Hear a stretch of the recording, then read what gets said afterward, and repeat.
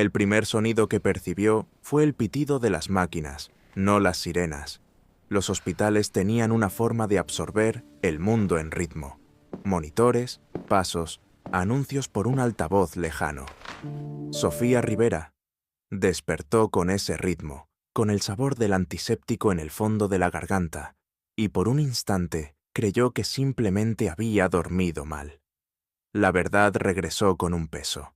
El accidente, la curva que había convertido una tarde de martes en una jaula de sábanas blancas, y luego las manos del cirujano, eficientes y amables, cerrando los puntos alrededor del futuro. Intentó mover los pies. Un fantasma de la costumbre lo intentó. Nada respondió. Su marido, Marco, estaba sentado junto a la ventana, su silueta diminuta y dibujada en la luz azul. Las palabras del médico habían sido quirúrgicas y definitivas, sin lugar a negociación. Hay un traumatismo medular significativo. Hemos hecho todo lo posible. En este momento, el pronóstico sugiere una recuperación limitada. Necesitará rehabilitación extensa, pero... Su voz se había apagado, y lo no dicho se le quedó colgando como la escarcha. El mundo de Sofía se redujo a una sola realidad insoportable. La palabra nunca. Nunca volver a caminar. Nunca perseguir a los niños por el parque. Nunca bailar canciones tontas en la cocina. Nunca... Un abismo donde antes vivían los días normales. En la cama, junto a ella, había 2 pares de calcetines pequeños, doblados y brillantes, diminutos soles cosidos sobre tela. La enfermera los había dejado allí cuando supo quién era. Gemelos de 4 años. Mateo y Cueva pensar, en ellos la iluminó y la desgarró al instante. Lo último que recordaba antes del impacto era su risa en el asiento trasero, 2 cabezas juntas, sus pequeños dedos forcejeando por el mismo juguete. «¿Mami?» La voz llegó como una sombra desde la puerta. 2 caritas se asomaron, con los ojos abiertos y húmedos de confusión. Se aferraron a las manos de Marco, observando como pequeños animales cautelosos a la mujer que solía subirlos a los fuertes y cantar las canciones estridentes y divertidas que hacían girar el techo. A Sofía le dolía el pecho con ansias de abrazarlos, de decir las cosas cotidianas que había practicado una docena de veces en sus noches de desvelo. «Mi amor», susurró con la garganta apretada. «Ven aquí». Se subieron a la cama con la torpe valentía de los niños pequeños que se enfrentan al mundo de los adultos transformado. Mateo encogió las piernas y apretó su pequeña mano contra la de ella, mientras Ana le abrigaba la barbilla con una manta, como una enfermera. «¿Cómo sucedió?», preguntó Mateo con la franqueza con la que los niños se enfrentan a las tragedias, con preguntas pequeñas y rotundas. «Aún lo estamos averiguando», dijo Marco con voz tranquila, demasiado firme. «Un coche que derrapa, un giro equivocado. Lo importante es que ya estás aquí». Sofía sintió calor en los ojos. No solo pena, sino una tenaz sensación de algo que nunca había aprendido a acostarse. «Estaré bien», intentó. Parecía una promesa que aún no podía cumplir. Los días en el hospital transcurrían con una suavidad mecánica. Fisioterapeutas que la visitaban con órdenes suaves, enfermeras que ajustaban almohadas, especialistas que hablaban con monosílabos, que implicaban cientos de pequeños procedimientos. Sofía escuchaba, absorbiendo las instrucciones sobre ejercicios y máquinas que reeducarían los músculos para recordar el movimiento.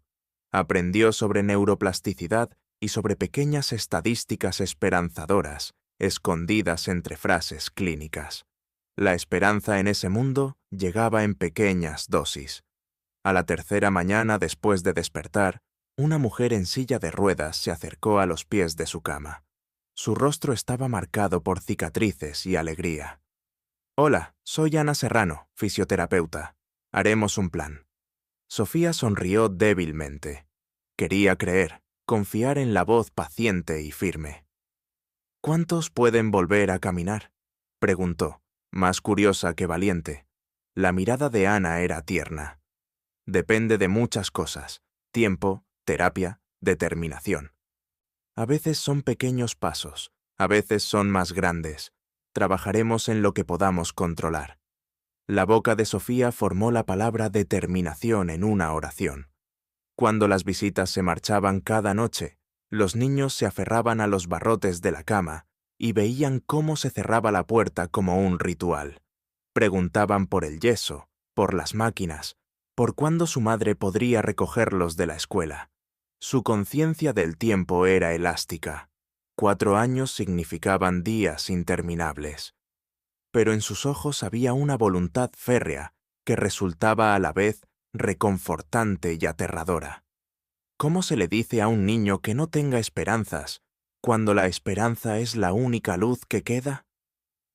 Esa semana, cuando los médicos hablaban de centros de rehabilitación y largas jornadas de consulta, Sofía notó algo sutil. No se trataba solo de pronto o tarde. Se trataba de una historia. La vida que había imaginado, mañanas sencillas en la panadería, entregas con besos pegajosos de mermelada, el pequeño triunfo de los cuentos para dormir, se había visto interrumpida. Podía dejarse llevar por el dolor, o podía intentar inventar un nuevo guión. Pero el dolor era honesto, y a veces el cuerpo necesitaba eso para empezar de nuevo. Una tarde, cuando las luces del hospital se atenuaban, Marco dejó a los gemelos dormidos con una niñera, paseándose afuera, cerca de las máquinas expendedoras. Sofía permanecía despierta, pensando en calcetines diminutos y manos pequeñas, cuando un suave susurro rompió el silencio. ¿Mamá? La habitación estaba oscura y los niños estaban acostados en la cama de patas altas, y habían traído consigo una masacre de animales de peluche y un libro sobre piratas. Ana, con una melena torcida sobre la frente, la miró con una solemnidad que parecía herencia de la valentía. «Dibujamos una torre», dijo, «con escalera, para que puedas bajar». Mateo asintió. «Y luego hicimos un coche con bloques para que puedas empujarlo con los pies». Se manifestaron con pequeños movimientos, orgullosos de su ingeniería. Sofía rió entonces, con un sonido frágil y delicado, más de rendición que de triunfo. Finalmente brotaron lágrimas, cálidas, sinceras y purificadoras, y los chicos aplaudieron con la misma alegría y sorpresa que sienten los niños cuando los adultos les demuestran que siguen siendo mágicos. Esa noche, mientras sostenía sus pequeñas manos, tomó una decisión que no tenía nada que ver con las estadísticas, ni con los médicos, ni con las amables explicaciones que envolvían su vida en términos mesurados. Decidió que no les enseñaría a aceptar su ausencia en las pequeñas cosas, las vueltas a la hora de dormir, los bailes tontos, los consuelos por las rodillas raspadas. Aprendería a estar presente de otras maneras, y si caminar era posible, lo encontraría no porque las cartas lo prometieran, sino porque 2 pequeños corazones a su lado no permitirían que esa promesa se muriera. Se dio cuenta de que el primer paso podría no ser nada más que una promesa cumplida a niños risueños. La fisioterapia empezó como empiezan la mayoría de las escaladas largas, con un pequeño movimiento. Ana Serrano llegaba cada mañana con una sonrisa forjada por la paciencia y una bolsa de herramientas, bandas, ortesis para los pies, una pequeña pelota de plástico que parecía absurda en un contexto clínico. «Empezamos con el equilibrio», explicó, arrodillada junto a la cama de Sofía. «El cerebro recuerda cómo bailar si lo invitamos a volver». Las piernas de Sofía temblaban mientras la terapeuta la guiaba con ejercicios. Rotaciones de tobillos, flexiones de dedos de los pies, contracciones musculares que recordaban el caminar como un lenguaje aprendido de niños. Cada movimiento estaba acompañado por la instrucción implacable y amable de alguien que había visto a personas reconstruir esperanzas enteras a partir de un progreso microscópico. En casa, las gemelas se convirtieron en compañeras de terapia de una forma que ningún fisioterapeuta podría haber imaginado. Llegaban cada mañana como pequeños entrenadores con banderas y crayones. Su risa llenaba el apartamento, coloreando lo estéril con ruido viviente, y exigían que el entrenamiento fuera un evento, con vítores y una línea de meta dibujada en la alfombra con cinta adhesiva. ¡Gol!, gritaba Mateo mientras Sofía intentaba deslizar un pie hacia adelante, un movimiento infinitesimal que parecía la primera vocal de una oración. «Más», Anna chanted, clapping. Sofía aprendió desde muy joven a no compararse con ninguna tabla, salvo con la alegría de los niños. Apoyaba la mano en el andador, sentía el frío metal e imaginaba el peso de un niño en sus brazos.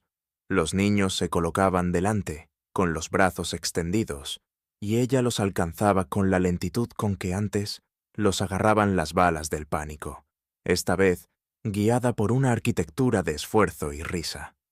Los médicos lo visitaban cada pocas semanas, revisando sus historias clínicas y ofreciéndole un ánimo moderado. «No hay milagros», dijo uno en voz baja en una sala llena de esperanzas cautelosas, «pero sí hay recuperaciones que se construyen con sudor y tenacidad». A Sofía le gustaba la palabra terquedad. Era la misma que guardaba para fregar pisos y para los cuentos antes de dormir. Se volvió terca de una manera nueva, terca en su forma de practicar, en cuánto tiempo permitía la compasión en su rutina, en mantener el ánimo de los chicos a salvo del congelamiento del conservadurismo médico. Un martes por la mañana, después de un mes de pequeños movimientos, anunció un premio. «Si hoy me muevo tanto», dijo, señalando un pequeño hueco marcado en la alfombra, «los dos recibirán helado». Chillaron. El premio era tonto, pero brillante. La infancia se construye con pequeñas recompensas. Sofía se concentró como si el mundo dependiera de ello. Su torso se tensó, sus hombros se alinearon, cambió el peso, empujó el pie hacia adelante la distancia de un respiro, y por primera vez en meses sintió la retroalimentación del movimiento al regresar. El equilibrio se mantuvo durante un conteo, no un colapso. Los chicos estallaron como fuegos artificiales. Mateo le abrazó la pierna. Ana bailó en círculos. Esa noche, Marco llegó a casa, donde todos reían a carcajadas y celebraban con entusiasmo. Vio a su esposa cojeando hacia la cocina, apoyada un momento en el andador, con el rostro enrojecido. Algo parecido a la victoria se dibujaba en sus mejillas. «Lo lograste», dijo, queriendo que la verdad fuera simple y verdadera. «Lo logramos», corrigió, pensando en los pies pequeños y las voces más fuertes, y en el hecho de que los niños creyeron en ella, como solo los niños creen en la resurrección de las posibilidades. Con el paso de las semanas, la práctica se convirtió en un ritual. Prepararon un circuito en la sala con sillas y cojines. Cronometran sus intentos con un cronómetro barato, y los chicos la animaban sin parar. Cuando su pie se movía un poquito más, se desplomaban en cámara lenta y dramática sobre el sofá, como si estuvieran rodeados de asombro. Por las noches, Sofía leía libros largos en voz alta mientras los chicos trazaban formas en sus pies, aprendiendo el cuerpo de su madre como si estuvieran cartografiando un tesoro. Pero había noches en las que el progreso parecía una promesa incumplida. Algunos días, los músculos se negaban a seguir su curso, y la fatiga convertía el cambio más simple en una batalla. La frustración estallaba, aguda y ardiente, y Sofía saboreaba el fracaso. Los ojos de Marco se oscurecían de preocupación, y a veces salía de la habitación para ocultar el miedo que amenazaba con convertirse en una nueva realidad. Esas noches, Lucía era la niña de la otra historia.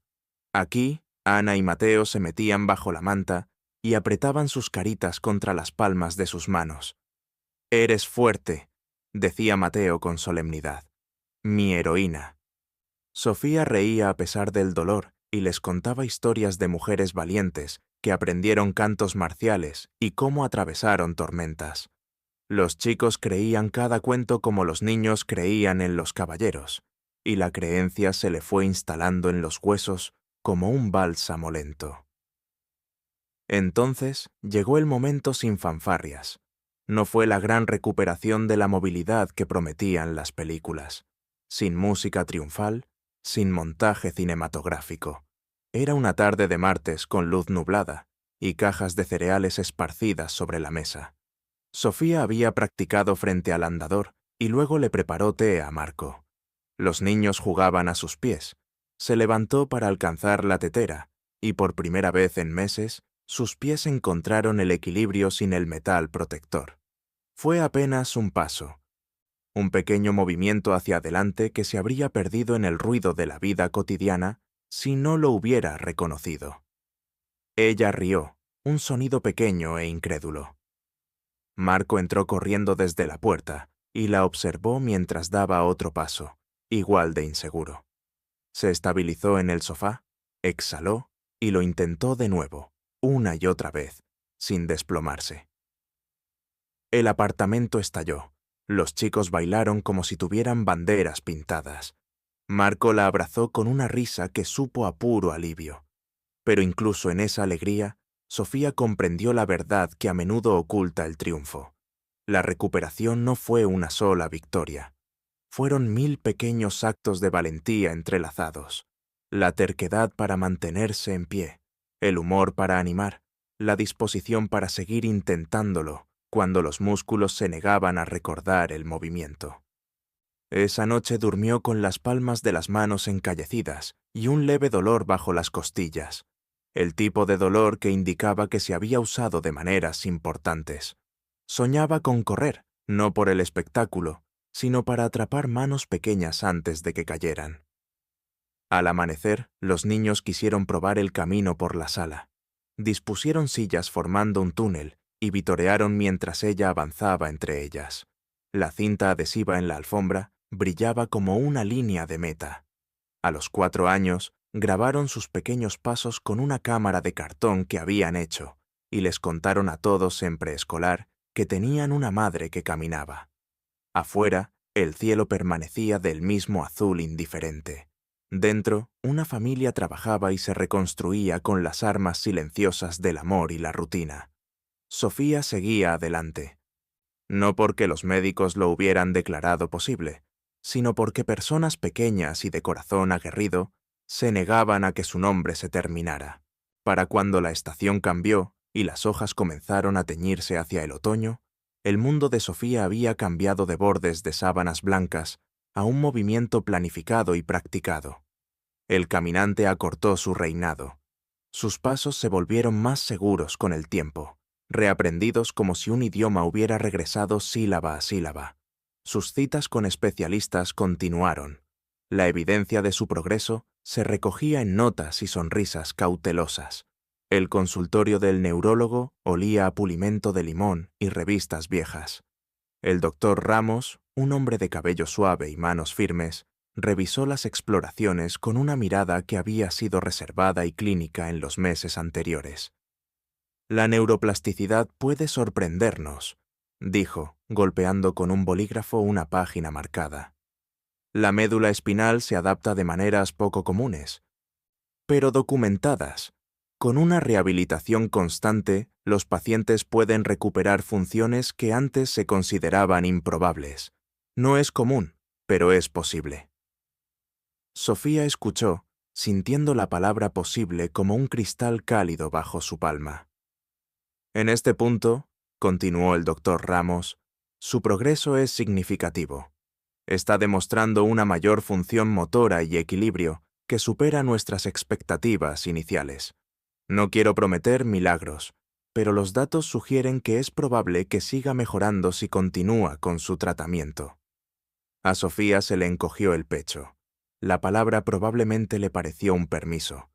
Tener esperanza sin atreverse a pensar en lo imposible.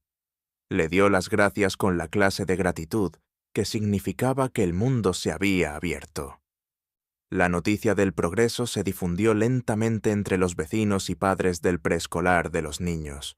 Los gemelos se convirtieron en pequeñas celebridades locales, como pueden serlo los niños, estrellas brillantes y espontáneas.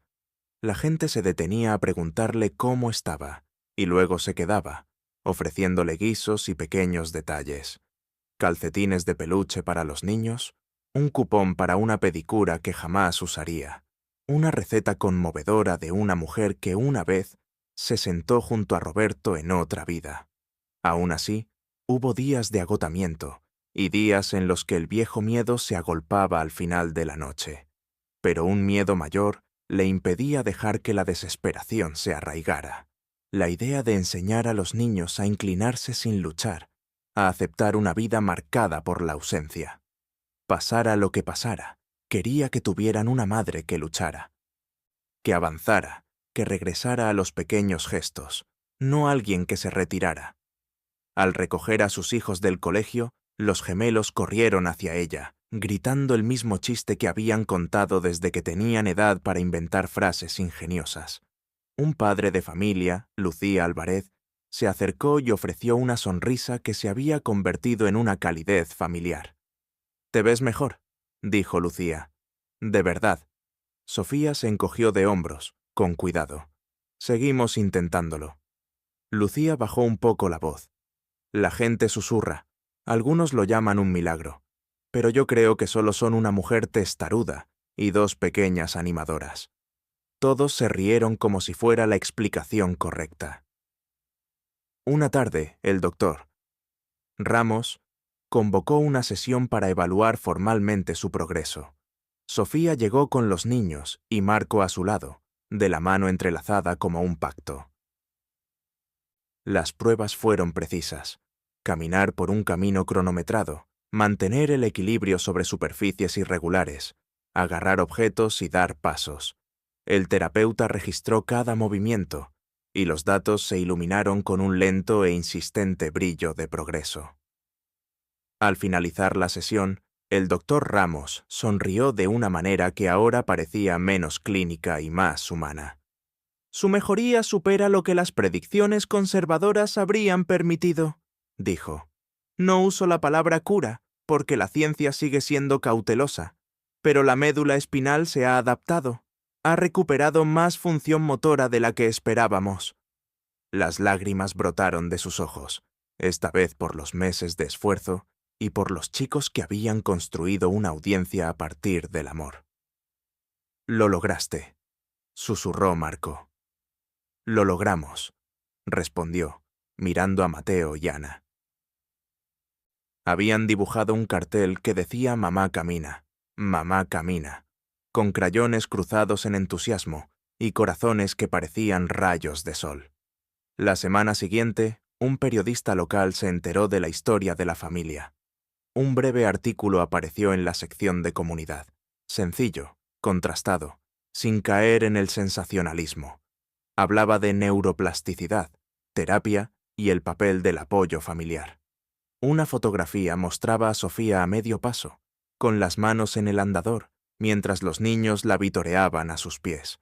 La cobertura generó respuestas, mensajes de aliento, ofertas de terapia especializada y el inevitable coro de dudosas afirmaciones milagrosas. Por cada felicitación había una voz que quería envolver la historia en una narrativa nítida de sanación instantánea. Sofía se sintió cansada de ambos extremos, los aplausos y la necesidad de exagerar o subestimar la experiencia. Ella escribió una breve nota al periódico local. «Esto no fue un milagro, fue trabajo duro, terapia y dos niños que se negaron a dejarme sentar». Lo envió sin pensar, y luego se dio cuenta de que decía lo que siempre había querido decir. En una tarde ventosa, las gemelas jugaban en el jardín con los niños del vecindario. Sofía, sentada en un banco, las observaba. Dos pequeñas órbitas en movimiento que conocía de memoria. Sentía el suave dolor de los músculos bien usados y un orgullo silencioso que vibraba como una cuerda. En privado, también sentía algo más, un alivio abatido y cauteloso. La cautela que había cultivado tras el diagnóstico no la había traicionado. Había reconstruido su vida con humildad, y sin embargo, ahora se abría una ventana de posibilidades donde podía imaginar un futuro con pasos que no siempre dependieran de muletas. Esa noche, antes de acostarse, Ana se subió a la pequeña silla que había junto a su cama y preguntó cómo lo hacen los niños cuando intuyen algo adulto y enorme. «Mamá, cuando camines hacia el parque, ¿correrás con nosotros?» Sofía le besó la frente, saboreando la sal y el zumbido de todo lo que importaba. «Paso a paso», dijo. Ana frunció el ceño como un general que aceptaba el plan. «De acuerdo, pero aplaudimos». Sabía que aplaudirían. Y ella también. Se acabaron las promesas silenciosas que se cumplía a sí misma. El mundo había pasado de la pérdida a la práctica, del silencio a un coro de pasos pequeños y firmes. Los meses transcurrían como páginas cuidadosamente dobladas de un libro. El paso de Sofía se suavizó, pasando de vacilante a seguro. No el correr completo y sin esfuerzo de años anteriores, sino un caminar firme y seguro que le permitía moverse a través de los días como la luz del sol entre las hojas. Las mañanas familiares se convirtieron en una coreografía de pequeños rituales. El desayuno, una breve serie de ejercicios en el porche, los gemelos atándose los zapatos con torpe orgullo. Marco preparaba los almuerzos con una atención que parecía una mezcla de expiación y devoción. Aprendieron a planificar viajes con material de acolchamiento y paradas de descanso. La adaptación dejó de ser una carga y se convirtió en un lenguaje que hablaban con fluidez. Sofía regresó a trabajar a tiempo parcial en una panadería comunitaria que olía perpetuamente a canela y pan caliente. El niño que alguna vez pensó que el trabajo de una madre era simplemente ser un hogar, ahora estaba aprendiendo que el trabajo podía compartirse y que la presencia podía sobrevivir de muchas maneras. Los vecinos dejaron de ser simplemente vecinos y pasaron a ser trabajadores de rescate. Llevaban comida cuando la terapia se intensificaba, cuidaban a los niños cuando las citas tardías se alargaban hasta la noche y ofrecían apoyo cuando el miedo regresaba en las horas de tranquilidad. Las publicaciones del blog y las cartas comunitarias enviaron ofertas de dispositivos y mentores. Los terapeutas se pusieron en contacto para ofrecer sesiones pro bono. La gente empezó a ver la historia de la familia como un pacto de cuidado comunitario. Un sábado, la alcaldía llamó. Querían que Sofía visitara un programa de rehabilitación infantil para hablar sobre la participación familiar en la recuperación. Las charlas públicas la ponían nerviosa, pero aceptó. Quería usar lo sucedido para dar un respiro a otros padres que despertaban en las salas oscuras, donde se reescribían los futuros. En el escenario, su voz temblaba al hablar de pequeñas cosas: la meta de cartón, los platos de sopa, las noches en las que sentía ganas de rendirse. Describió a los niños, pequeños milagros incansables que vitoreaban con la autoridad que solo los niños tienen.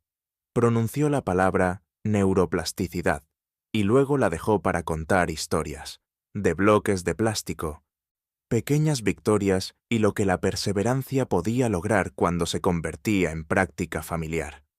Después de la charla, una mujer de la primera fila se acercó con los ojos enrojecidos. «Mi hermana sufrió un derrame cerebral», dijo.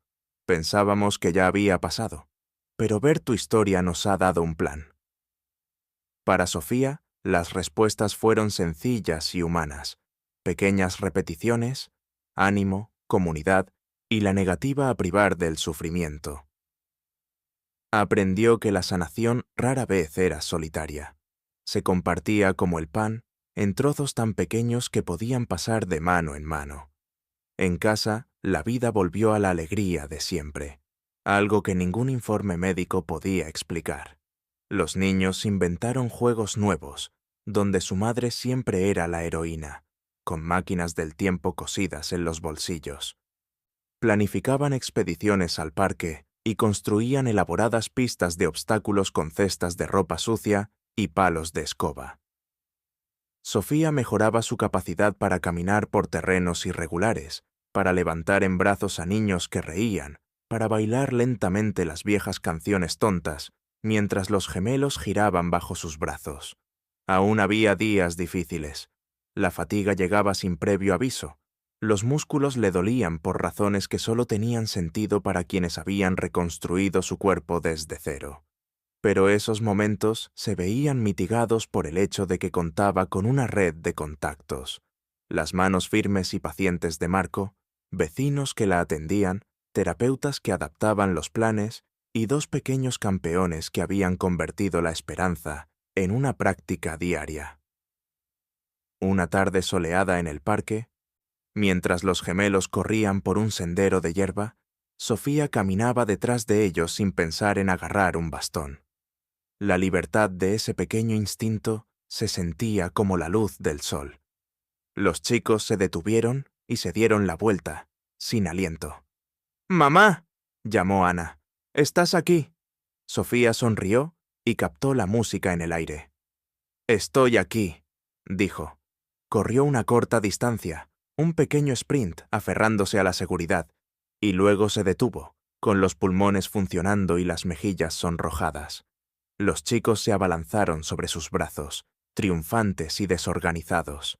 Más tarde esa noche, al caer el sol, Marco le puso una piedrecita en la palma de la mano, la misma que Lucía le había regalado a Julián en otra historia, pero que aquí era apropiada como símbolo común de conexión humana. Había encontrado una piedrecita en un paseo la semana anterior y la había guardado todo el día, pequeña como un secreto. «Siempre llevas una piedra para la buena suerte», declaró Mateo, solemne como un juez. Funcionó. Sofía presionó la piedra contra su palma, sintiendo su superficie fría. Miró a los chicos, dos corazones salvajes y pacientes, y a Marco, quien había recorrido el duro camino con ella. Entonces comprendió la lenta verdad que había sido siempre. La recuperación no tenía nada que ver con volver al pasado tal como era. Tenía que ver con construir una vida que incluyera las partes magulladas y las piezas reparadas. Una vida hecha por manos y corazones que se negaban a aceptar finales. Adelantó un pie y luego otro, sin apresurarse, sino moviéndose. Sus pasos eran pausados y significativos. El mundo no se completó en ese movimiento, pero hizo espacio. El médico tenía razón en lo que dijo una vez. No había garantías, pero no lo había visto todo. La terquedad de la gente común, la generosidad de los vecinos, cómo una familia aprende a convertir el dolor en un plan. Sofía siguió caminando, a veces con ayuda y a veces sin ella, cargando con una vida rehecha por el amor y la práctica. Cada paso era una frase más en una historia que contaría una y otra vez. De pequeños carruajes, perseverancia obstinada y el lento y milagroso proceso de aprender a caminar a casa.